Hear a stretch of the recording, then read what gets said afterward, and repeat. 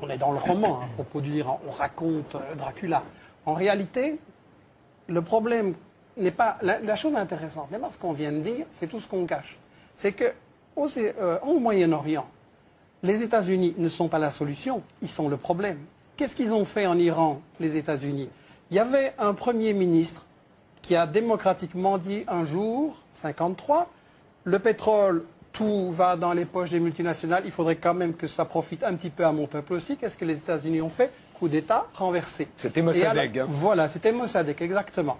Et à la place, on a installé la dictature militaire du Shah d'Iran. La police politique, la SAVAK, a torturé, emprisonné, assassiné des dizaines de milliers de gens. Ça, c'est la démocratie des États-Unis en Iran. Maintenant, on nous dit, oui, mais l'Iran a des armes de destruction massive. On nous a déjà fait le coup, on sait ce que ça vaut, mais on recommence. Parce qu'on n'a pas 36 prétextes. Donc, l'Iran des armes pourrait développer l'arme nucléaire.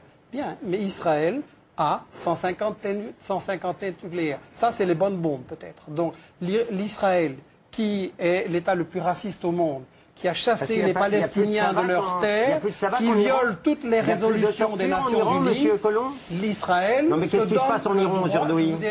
Non mais enfin vous dites n'importe quoi. Est-ce que je vous ai interrompu? Vous expliquez qu'il y avait la SAVAK... Non mais enfin... Terminé Michel Collomb. On ne peut pas laisser passer des énormités pareilles. Mais vous avez dit des énormités, mais j'étais poli, j'ai laissé les spectateurs vous entendre. Oui. En essayant de m'interrompre, vous donnez l'impression que vous avez peur de ce que je vais dire. Laissez-moi aller jusqu'au bout. Je vous assure que je suis très calme là-dessus. Laissez-moi aller jusqu'au bout, alors, par politesse envers les spectateurs. Allez-y. Non, enfin, que la SAVAK n'existe plus, c'est quand même un peu énorme. Bafoue les résolutions de l'ONU depuis toujours, a chassé les Palestiniens de leurs terres. Ils ne s'en sortent que grâce au veto des États-Unis chaque fois, sinon c'est la condamnation internationale. Le problème ne va pas être résolu par les États-Unis et Israël, c'est eux le problème. On ne peut pas avoir une paix au Moyen-Orient tant qu'on a un État colonialiste qui place les Palestiniens dans des camps de concentration. Il n'y aura pas de paix sans la justice. C'est aussi simple que ça. Pour un petit rappel, la situation de l'Iran et des bases américaines qui l'entourent, c'était dans le dessous des cartes, l'émission de Jean-Christophe Victor. Je vous invite justement à regarder la carte.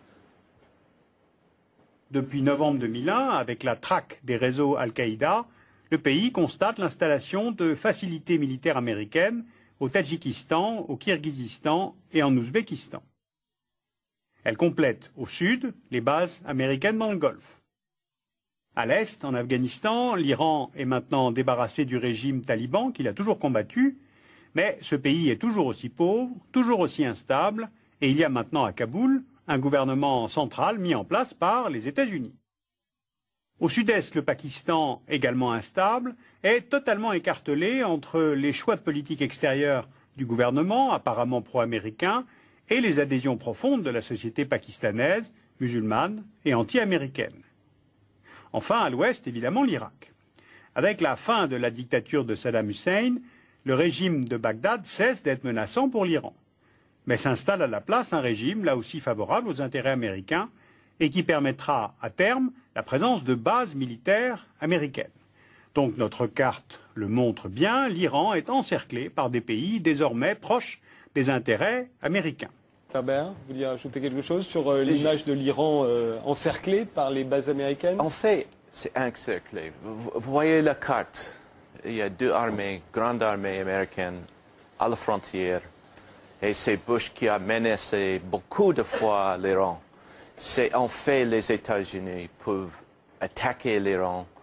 Il y a, comment dirais-je, une paranoïa de la part des Iraniens. Justement, paranoïa de la part des Iraniens qui ferait suite aux menaces nombreuses des Américains. On se souvient que les Américains avaient d'ores et déjà menacé l'Irak avant de l'envahir. On a entendu George Bush avant-hier, dans son discours de sortie, comme on les appelle, reconnaître une erreur. Ce serait d'avoir cru le renseignement en 2003. On va écouter tout de suite George Bush se confessant. The biggest regret of all the presidency has to have been the intelligence failure in Iraq. A lot of people put their reputations on the line and said, the weapons of mass destruction is a reason to remove Saddam Hussein. It wasn't just people in my administration, and that's not a do-over. But I wish the intelligence had been different, I guess. Vous y croyez, George Bush, victime du renseignement américain, vous qui avez été chef de la CIA? Il ment 100%. Parce que j'étais chef de renseignement de la CIA. Jusqu'en 1995, vous ne l'étiez plus. Il n'y a pas de renseignement. Ouais. Et il y a un type qui est venu en Jordanie qui a dit, c'est Saddam Hussein qui a détruit tous les armes nucléaires et tout. Il ment. Michel Collomb? Oui, Bush a menti effectivement avant la guerre, pendant la guerre et maintenant aussi. Il prétend qu'il a été trompé par les services de renseignement. En réalité, il y a toute une série de témoignages qui disent qu'ils ont obligé à déposer de faux rapports avec des chantages, avec des pressions, avec des déformations. Bush voulait cette guerre qui avait été décidée depuis longtemps pour contrôler le pétrole et il a obligé les services de renseignement à déposer de faux rapports. Donc, quand on dit que les États-Unis viennent au Moyen-Orient parce qu'on les invite, je ne sais pas si le régime saoudien ou le régime koweïtien a tellement d'indépendance qu'il pourrait décider, tiens, invitons les États-Unis. Soyons sérieux, c'est des marionnettes. Et donc, quand les États-Unis disent « invitez-nous », ben ça se passe. Le problème avec les États-Unis au Moyen-Orient, c'est qu'Israël sert de flic dans la région, sert de gendarme, parce que les États-Unis ont décidé que le pétrole, ça leur appartenait, que le pétrole du Moyen-Orient, ce n'est pas aux peuples arabes pour se développer, pour éliminer la pauvreté, c'est pour les multinationales comme Exxon, qui a fait l'an dernier seulement 40 milliards de dollars de bénéfices. C'est pas assez, donc il faut contrôler le pétrole partout dans le monde entier. Et si on me dit que non, c'est un problème différent au Moyen-Orient, il faut remarquer que les États-Unis veulent contrôler le pétrole partout dans le monde. Chavez, on a essayé de faire un coup d'État et de l'assassiner parce qu'il voulait aussi utiliser l'argent du pétrole pour éliminer la pauvreté. On a essayé le même coup avec Evo Morales en Bolivie. Maintenant, en Afrique, dès qu'on découvre du pétrole, après 5 minutes, les États-Unis sont là et disent « il nous faut une base militaire, on va envoyer la flotte, etc. » Le problème, c'est que les États-Unis ont décidé que le pétrole, ça leur appartient partout dans le monde et qu'ils veulent le contrôler partout. Un, pour les bénéfices énormes que ça rapporte, et deux, comme moyen de chantage, pour faire le chantage sur l'Europe, sur le Japon, sur la Chine, sur l'Inde, sur toutes les autres puissances, pour ainsi les bloquer avec le chantage énergétique. Donc Israël, il sert juste de flic dans cette stratégie-là. William est très généreux parce qu'en réalité, les États-Unis ont essayé d'empêcher l'approvisionnement de la Chine en pétrole et en gaz et de contrôler le pétrole et le gaz de la mer Caspienne et de l'Asie centrale. Et donc, contre la domination des États-Unis sur le pétrole dans le monde entier, parce que ce ne sont pas des guerres de religion, ce sont des guerres économiques, ce sont des guerres pour le fric, il faut le dire. Contre cette domination, il y a maintenant en Asie un phénomène nouveau et important, c'est que la Russie, la Chine et une série de républiques d'Asie centrale se sont unies dans l'organisation de la coopération de Shanghai, qui est un phénomène très très important, avec l'Inde, l'Iran, etc., le Pakistan, je crois, comme observateurs. C'est-à-dire que l'Asie en a marre que les États-Unis prétendent dominer partout où ils sont et prétendent dire ce qu'ils doivent faire. L'Asie veut se développer de façon autonome et par une façon indépendante des États-Unis. Alors, les États-Unis veulent, je l'ai dit et je le maintiens, contrôler le pétrole partout où il est dans le monde pour gagner de l'argent et pour tenir le robinet du pétrole par rapport à toutes les autres grandes puissances. Là, on est dans une représentation. Et vous le trouvez dans des textes des États-Unis. Il faut lire les revues militaires. Là, maintenant, il y a les choses qu'on dit à la télévision. Mais en réalité, quand vous lisez les revues militaires stratégiques des États-Unis ou les trucs du Wall Street Journal, etc., ils disent bien « nous devons contrôler le pétrole nous-mêmes oui, ». Et ici, on est dans une représentation de télévision et on m'a accusé d'être anti-israélien et que je calomniais Israël et que je les porterais comme je m'attendais, parce que je sais que vous êtes dans un lobby israélien. Je voulais vous prendre une petite déclaration de David Ben Gurion, certainement une source que vous allez respecter, qui disait, donc c'est le fondateur de l'État d'Israël en 1948, qui disait « Si j'étais un leader arabe, je ne signerais jamais un accord avec Israël. C'est normal, nous avons pris leur pays. Ils ne voient qu'une seule chose, nous sommes venus et nous avons volé leurs terres. Pourquoi devraient-ils accepter cela ?» Ça, c'est la réalité de ce que pensent les dirigeants d'Israël. Et ici, on est juste dans un show pour la télévision.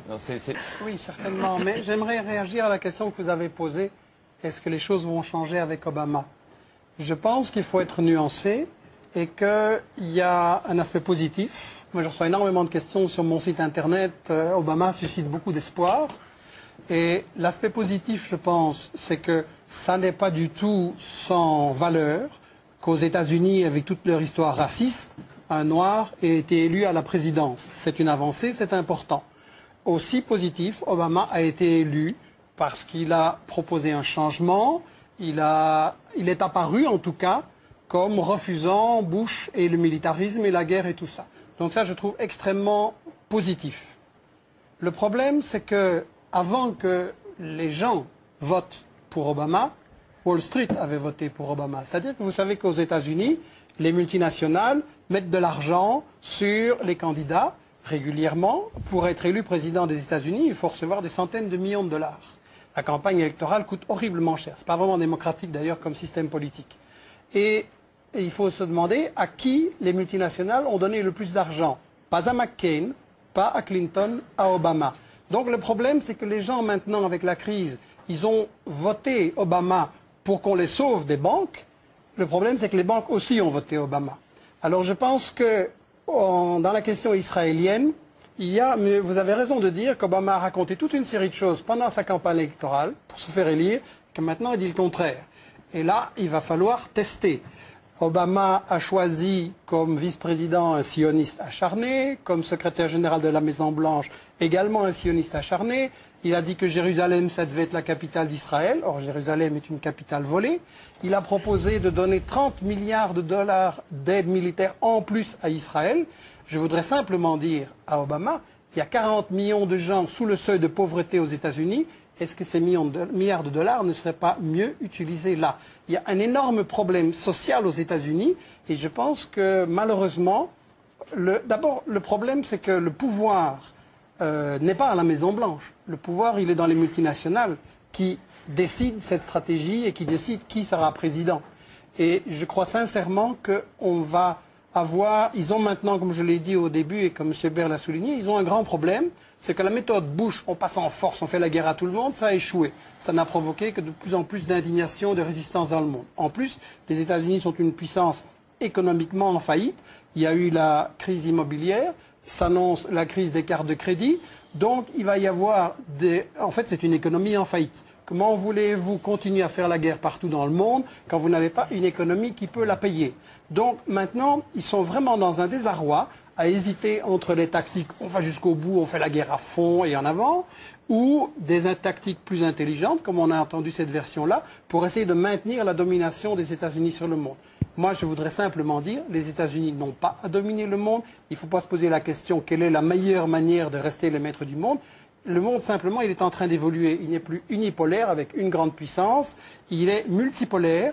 La Chine monte en puissance. La Russie a cessé de se mettre à genoux devant les États-Unis. Le Brésil, l'Inde, etc. sont aussi des puissances qui essayent de monter. L'Amérique latine essaye de se libérer. Ça, c'est un monde multipolaire. Je ne dis pas que c'est un miracle. La question riche-pauvre va rester là-dedans. Il restera plein de problèmes. Mais à mon avis, c'est mieux pour résoudre les problèmes du monde, qu'il n'y ait plus un gendarme du monde qui, chaque fois qu'il y a un pays qui veut mener une politique indépendante, vient militairement l'attaquer. Sur l'Irak, que va-t-il advenir de l'Irak une fois que les Américains seront partis? Ils ont annoncé leur départ pendant 3 ans. Déjà, George Bush l'avait annoncé. Robert Baird, l'Irak, qu'est-ce que ça deviendra? Soit la partition du pays, entre une guerre civile, les chiites, les Kurdes et les sunnites. Soit une guerre civile. Soit devenir une puissance dans l'orbite de l'Iran aussi. L'Irak est fini. De toute façon. Une telle dimension d'imprévisibilité, d'un côté, on peut considérer que la baisse de la violence en Irak est due au fait que la politique américaine est en train de l'emporter, et ça a des aspects tout à fait vrais. De l'autre côté, on peut dire que les acteurs réels de la scène irakienne se mettent en position en attendant que les Américains s'en aillent pour se confronter dans la bataille définitive. Ce qui est quand même marquant dans l'histoire longue de l'Irak au XXe siècle, c'est qu'il a existé des forces centralisatrices qui ont imposé au reste du pays leur domination. Et apparemment, quand même, il est en train de se reconstituer maintenant une force centralisatrice en Irak. Alors, probablement les Kurdes en seront victimes à moyen terme, surtout que les voisins turcs et iraniens ne demandent que ça, c'est qu'on arrête l'autonomie kurde. Et on peut penser aussi qu'un pouvoir chiite, mais relativement indépendant de l'Iran, peut se mettre en place en Irak. Avec, je pense, dans les prochaines années, l'avènement, mais là ce n'est qu'un pronostic géopolitique d'un Kurdistan non plus seulement autonome mais indépendant, avec sans aucun doute des heurts extrêmement graves et violents qui ont déjà commencé d'ailleurs avec la Turquie mais également l'Iran, surtout la Turquie, mais je pense qu'on néglige la puissance revendicatrice et nationaliste des Kurdes qui sont plusieurs millions en Irak, qui sont une trentaine de millions dans le monde entier étalés sur 5 pays différents et je pense réellement qu'on verra l'avènement de cette indépendance kurde.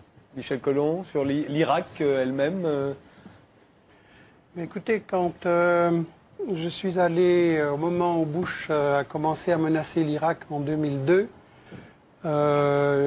j'ai présidé une mission internationale qui a séjourné en Irak pendant 2 semaines. Tout le monde sentait que la guerre allait arriver. Et j'ai eu l'occasion de discuter avec beaucoup de gens, aussi bien des gens pour Saddam Hussein, parce que c'était une partie importante de la population, que des gens qui étaient contre lui. Et des deux côtés, on m'a dit, les Américains, puisqu'ils disent les Américains pour désigner les États-Unis, les Américains, ils peuvent entrer, mais ils ne sauront jamais comment sortir. Et je pense que ça illustre qu'en réalité, les problèmes, on a posé ce soir, on a beaucoup discuté sur beaucoup de problèmes tactiques et stratégiques, qu'est-ce qu'il faut faire. On a chanté les louanges d'Israël. J'aurais aimé qu'un Palestinien puisse venir apporter, rétablir la vérité historique par rapport à tout ça. Mais je pense qu'on reste toujours, on essaye de cacher qu'il s'agit de guerre économique. On nous dit, ah, c'est pour la démocratie, c'est contre les armes de destruction massive, etc. Je regrette. Mais la démocratie, quand vous tomber sur un gouvernement élu démocratiquement, mais qui ne se met pas à genoux devant les États-Unis et devant Israël, qu'est-ce que vous faites ? Vous le renversez et même vous l'assassinez. Vous l'avez fait au Congo en assassinant Lumumba, en remplaçant par Mobutu. Les États-Unis, etc. Vous l'avez fait au Chili, en volant le cuivre, en assassinant Allende, en le remplaçant par Pinochet. Les États-Unis ont placé les États-Unis. Mais on n'est pas c'est qui vous? Écoutez, on n'est pas au commissariat. Je n'ai pas à répondre à vos questions. Non, mais c'est pour comprendre. Je m'adresse aux spectateurs. Vous défendez les États-Unis, je les critique. Chaque fois que je parle, vous m'interrompez. Ça vous gêne que je m'exprime ici? Pas du tout, ça m'amuse. Ça m'amuse. S'il vous plaît de ne pas m'interrompre. Vous êtes un exemple emblématique de l'obsession anti-israélienne et anti-américaine. Vous êtes un exemple emblématique du racisme d'Israël. Non plus. Et voilà, avec ça, on n'en sort pas. Je suis d'accord avec le racisme d'Israël, mais je ne suis pas d'accord avec la politique israélienne, ça c'est sûr. C'est une tactique classique de débat télévisé. On jette une peau de banane pour que l'autre ne puisse pas aller jusqu'au bout. Vous le faites vous-même très bien. Qu'on ne puisse pas aller jusqu'au bout et que les gens ne puissent pas entendre ce que j'ai à dire. Je voudrais simplement dire que vous avez éliminé une série de gouvernements démocratiquement élus parce qu'ils ne vous plaisaient pas et qu'ils ne se mettaient pas à genoux devant vous. Dans chaque pays d'Amérique latine, vous avez fait un coup d'État militaire, dans chaque pays d'Amérique latine.